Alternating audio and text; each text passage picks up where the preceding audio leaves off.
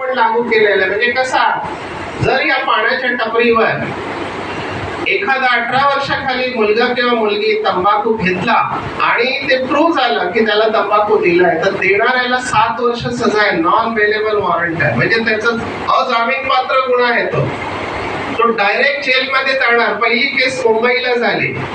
17 वर्षाचा मुलगा बाहेर आला, त्याने सिगरेट मागितली, त्या टपरीवाला पोलिसांनी तो व्हिडिओ काढला आणि तो टपरीवाला आजही जेलमध्ये आहे.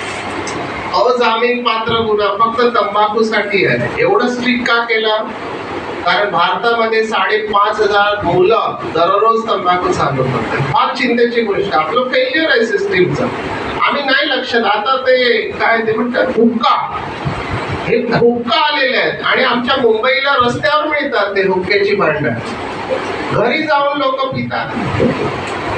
तर हे सगळं आपल्याला अर्जंट व्हायचं आहे. तो एक आहे भारतातला दारू किंग, तो विदेशात जाऊन बसलेला आहे. तुम्ही जर बातम्या वाचत असाल, विजय माल्या, त्याचा तर प्लॅन असा होता, कारण तो IMFL म्हणजे इंडियन मेड फॉरेन लिकरचा राजा, तो किंगफिशर त्याचा ब्रँड.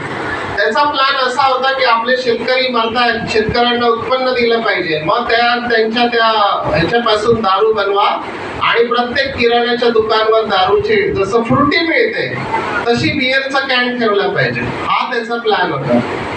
तर सगळ्या संस्था एकत्र झाल्या आणि त्याला विरोध केला, त्यामुळे तो प्लॅन अजून आलेला नाहीये. पण मला आश्चर्याचा धक्का बसू नये, पुढचं सरकार किंवा कोणी हा डिसिजन घेऊ शकेल.